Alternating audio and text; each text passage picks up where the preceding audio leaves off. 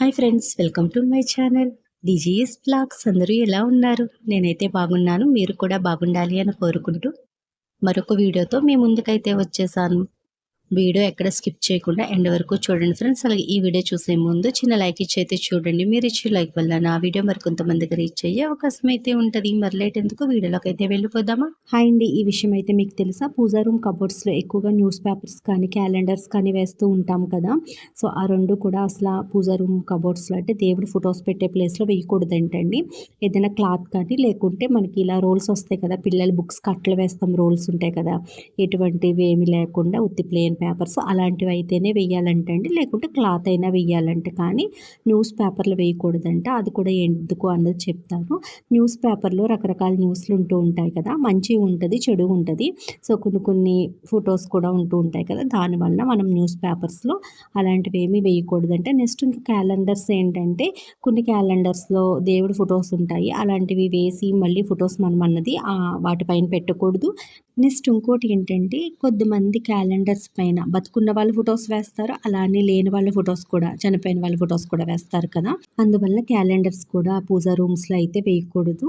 So normal papers ఉంటాయి కదా, అలాంటివి అయితే వేయొచ్చు ఏంటంటే. నాకు కూడా పూర్తిగా తెలియదు, ఎవరో తెలిసిన వాళ్ళు చెప్తే అప్పటి నుంచి కూడా నేను ఈ విధంగానే ఫాలో అవుతున్నాను. గౌరీ అమ్మవారిని కూడా ముందు రోజు అయితే అలంకరణ చేశాను. అలంకరణ చేసిన రోజు ఆ 2-3 డేస్ వరకు కూడా ఎంత నిండుగా ఉంటుందోనండి. గుమ్మంలో ముగ్గు పెట్టుకుని అలా గౌరీ అమ్మవారిని చక్కగా అలంకరణ చేస్తే ఇంకా మార్నింగే వంట అయితే చేసేస్తున్నాను. రైస్ అయితే ఉడుకుతుంది. అలాగే ఇక్కడికి వచ్చేసి కర్రీ కోసం అనేసి కాబోలి శనగలు అయితే ముందు రోజు నైటే నానపెట్టానండి. అంటే తెల్ల శనగలు ఉంటాయి కదా, ముందు రోజు నైట్ నానపెట్టేశాను.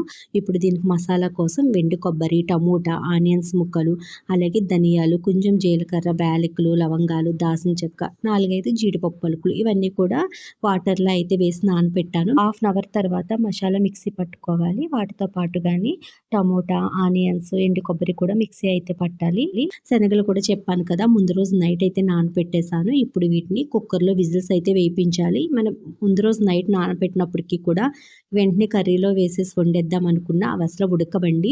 కుక్కర్లో మనం 3-4 విజిల్స్ వేయించి ఆ తర్వాత మనం కర్రీ చేసినట్లయితే అప్పుడు చక్కగా ఉడికిపోతాయి అన్నమాట. సో వాటితో పాటుగానే ఆలు కూడా వేస్తాను అనమాట. అంటే కర్రీ కూడా కొంచెం ఎక్కువ క్వాంటిటీలో చేస్తాను.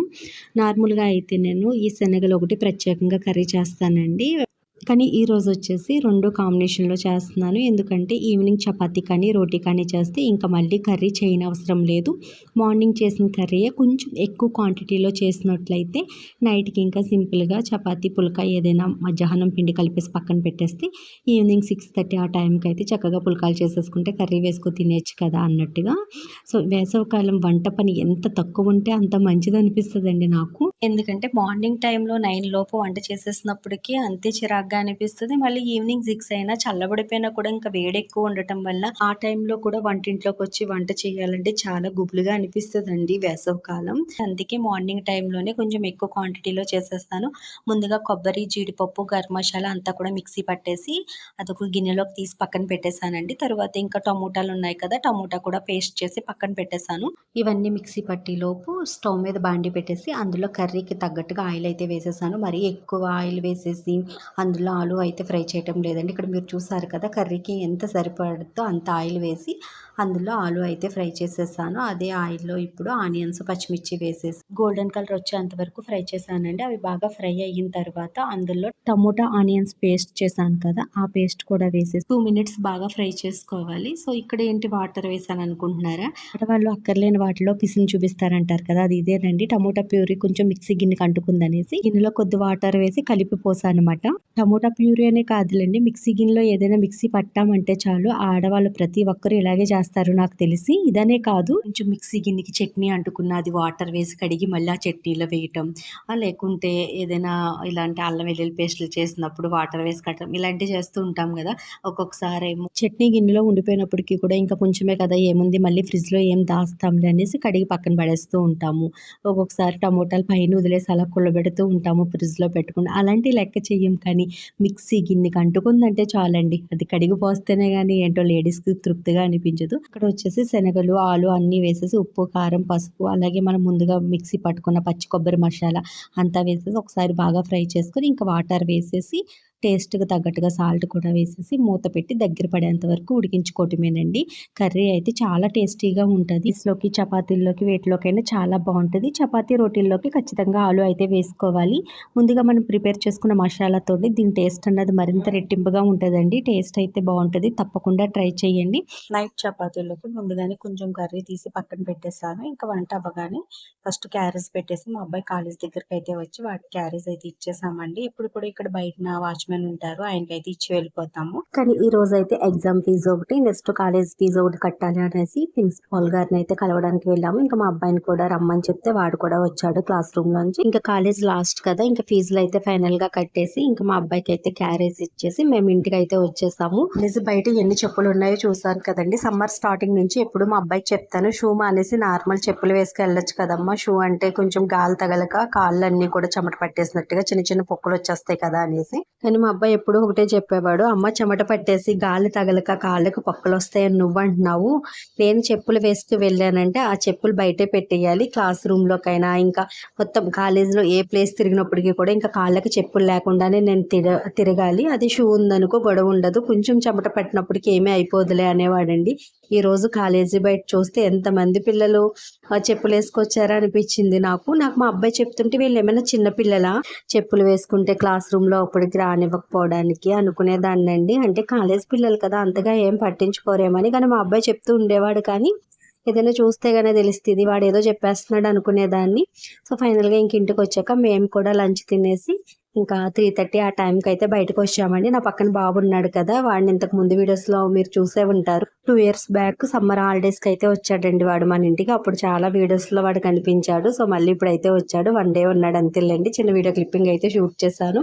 సో ఏంటి ఇక్కడ రకరకాల బొమ్మలు, ఇలా మనుషుల మొక్కలు ఇలా చూపిస్తున్నాను అనుకుంటున్నారు. ఇవన్నీ కూడా పూల కుండీలండి. ఇవన్నీ కూడా మనకి పింగాలు, నెక్స్ట్ వచ్చేసి ఒక రకమైన ప్లాస్టిక్ అనుకుంటాను, చూడడానికి మనకి పింగాల్లా కనిపిస్తున్నాయి. నెక్స్ట్ ఇదేంటి గ్రానైట్ టైల్స్ ఉంటాయి కదా, ఆ టైప్ లో అయితే కనిపిస్తున్నాయి కదా.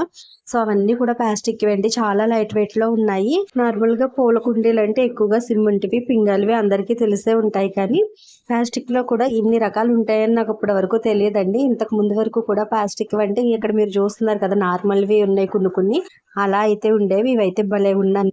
ఇండోర్ ప్లాంట్స్ పెట్టుకునే వాళ్ళకి చాలా డిజైన్స్ లో చాలా మోడల్స్ అయితే ఉన్నాయి.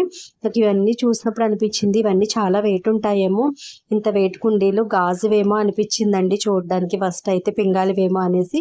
కానీ తీరా వీటిని పట్టుకుంటే ఎంత లైట్ వెయిట్ గా ఉన్నాయంటే అంత లైట్ వెయిట్ గా ఉన్నాయి. నెక్స్ట్ ఇవన్నీ కూడా మనకి ఇదొక రకమైన ప్లాస్టిక్ టైప్ లో మటండి, చూడడానికి భలే ఉన్నాయి. ఈ బుద్ధుడి విగ్రహాలు కూడా చాలా బాగున్నాయండి. చాలా మోడల్స్ లో కలర్ఫుల్ గా అయితే ఉన్నాయి. ఒక్కొక్కటి ఒక్కొక్క కాస్ట్ ఉంది. స్మాల్ సైజ్ నుంచి బిగ్ సైజ్ వరకు చాలా రకాల బుద్ధుడి విగ్రహాలు అయితే ఉన్నాయి. అంటే చాలా రకాలంటే అన్ని ఒకే మోడల్ అండి, అంటే కలర్స్ వేరు అలా ఉన్నాయి అన్నమాట. చాలా బాగున్నాయి. ఈ మొక్క చూసారా, నాకు పేరైతే అంతగా గుర్తులేదు కానీ ఒకసారి విన్నానండి, ఎవరో చెప్తే మనీ ప్లాంట్ ఇంట్లో పెంచుతాం కదా, సేమ్ అలాగే ఇది కూడా ఇంట్లో పెట్టుకుంటే చాలా మంచిది, మనీ వస్తుందని అయితే చెప్తారండి.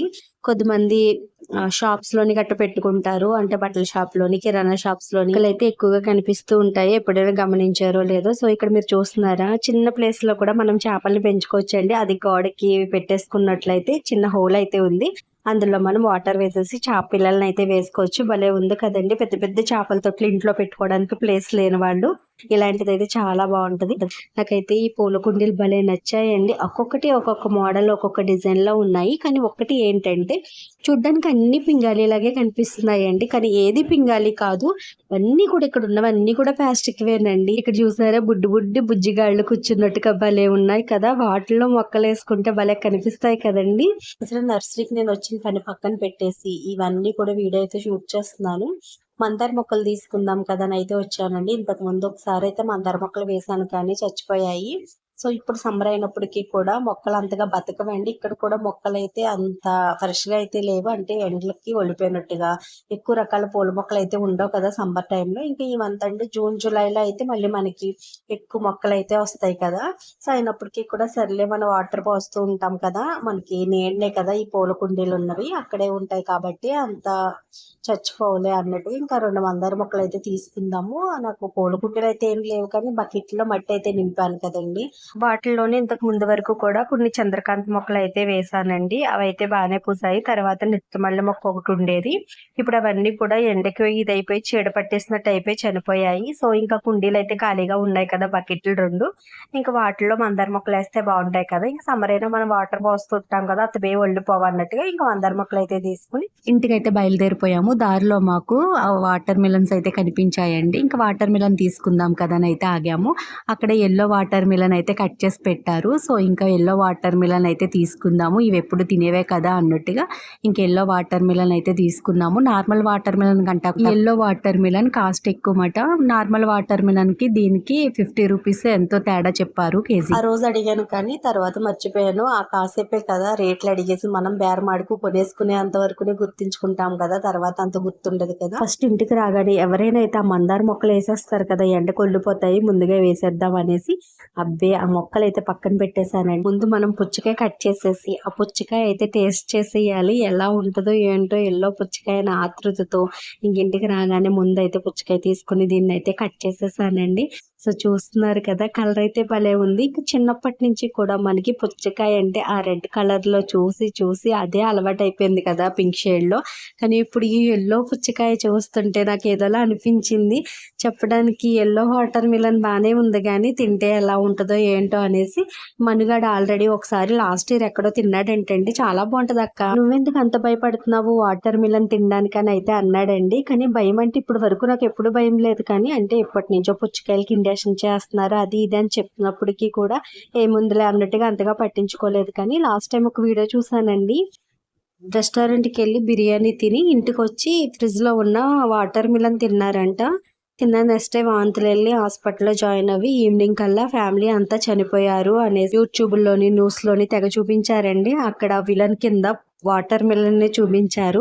ఎందుకంటే కలర్ కోసం, స్వీట్నెస్ కోసం ఇప్పుడు పుచ్చకాయలకి ఇంజక్షన్స్ అయితే చేస్తున్నారు కదా, ఆ ఇంజక్షన్స్ వల్ల వీళ్ళు తిన్న బిర్యానీ వల్ల మొత్తం మీద ఏం జరిగిందో తెలియదు కానీ మొత్తం ఫ్యామిలీ అంతా ఒకేసారి చనిపోవటం వల్ల ఆ వీడియోస్ అయితే చాలా మంది పుచ్చకాయ పుచ్చకాయ పుచ్చకాయ అంటూనే ఉన్నారండి. మనం ఎప్పుడు తినే నార్మల్ పుచ్చకాయనే తినొద్దు అంటున్నారు, మళ్ళీ ఇలా కొత్తగా వేరే కలర్స్ లో ఉన్న ఇలాంటివి తినొచ్చో తినకూడదని కొంచెం భయం అనిపించింది. కానీ ఏముందులే మనం బిర్యానీ ఇలాంటివి ఏం తినలేదు కదా అన్నట్టుగా తిన్నానండి. తినేటప్పుడు కొంచెం భయం అనిపించింది, చిన్న ముక్క తిన్న తర్వాత. ఇది చాలా బాగుందండి. నార్మల్ పుచ్చకాయ ఏంటంటే ఇంతకు ముందు చూడండి పుచ్చకాయ గుల్లగా పిండి పిండిగా ఉంటే టేస్ట్ గా ఉంటది అన్నట్టుగా అవే తీసుకునే వాళ్ళం. ఇప్పుడు అలాంటి పుచ్చకాయలే రావటం లేదు. సో నిజంగా వాళ్ళు చెప్పినట్టే పుచ్చకాయ స్వీట్నెస్ గురించి నెక్స్ట్ కలర్ గురించి ఇంజక్షన్స్ చేస్తున్నారో లేదో తెలియదు కానీ పుచ్చకాయలు అయితే టేస్టే ఉండటం లేదండి.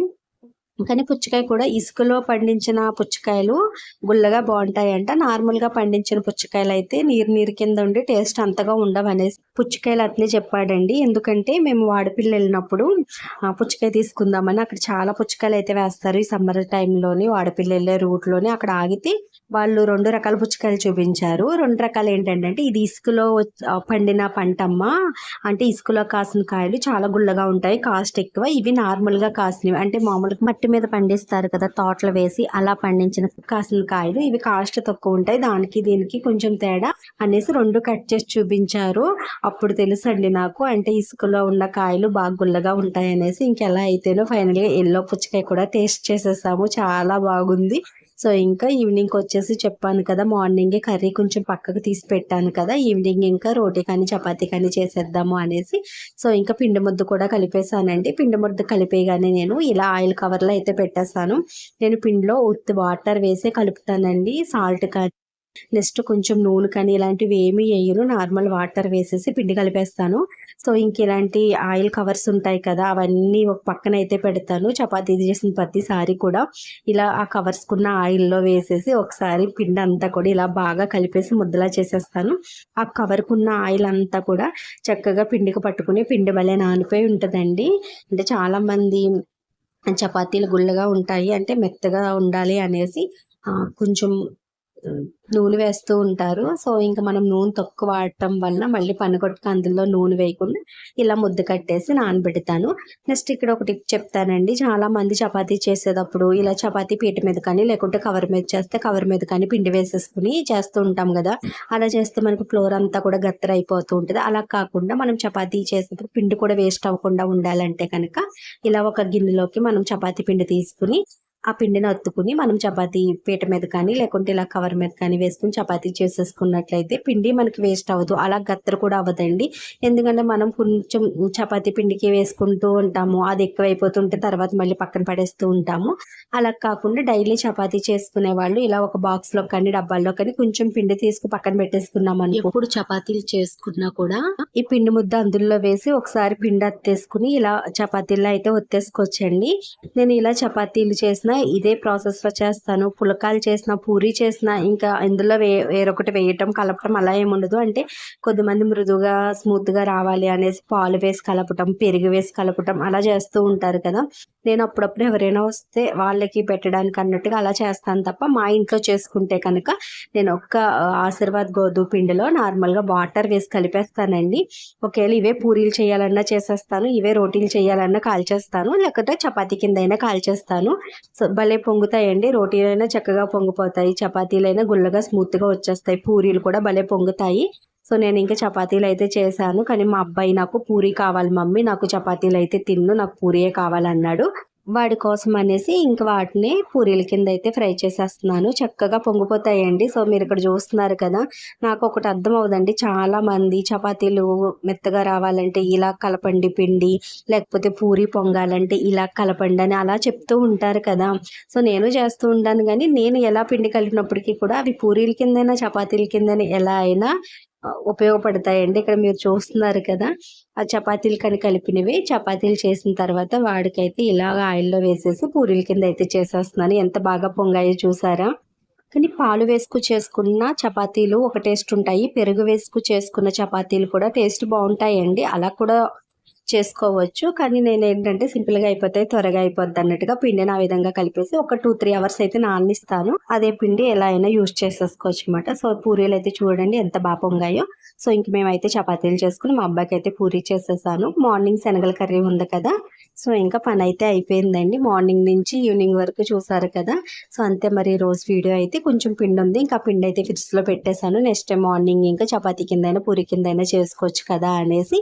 ఇంకా తిన్న గిన్నెలు అయితే ఉంటాయి, అవి కూడా ఎక్కువగా ఉండవులేండి, ఎందుకంటే ఇంకా చపాతీ పూరీ ఇవే కదా, ఇంకా తిన్న ప్లేట్లు తప్ప కర్రీ అవన్నీ కూడా మార్నింగే చేశాను కదా. ఇంక కొంచెం పిండి మిగిలింది, ఇదైతే ఫ్రిడ్జ్లో పెట్టాలి. అంతే మరి రోజు వీడియో. ఈ వీడియో మీకు నచ్చినట్టయితే లైక్ చేయండి, షేర్ చేయండి. అలాగే మరిన్ని వీడియోలు మన ఛానల్లో మీరు చూడాలి అనుకుంటే మన ఛానల్ని సబ్స్క్రైబ్ చేసుకోండి, పక్కనే ఉన్న బెల్ ఐకాన్ క్లిక్ చేయండి. నేను ఏ వీడియో పోస్ట్ చేసినా నోటిఫికేషన్ అయితే మీకు వస్తుంది.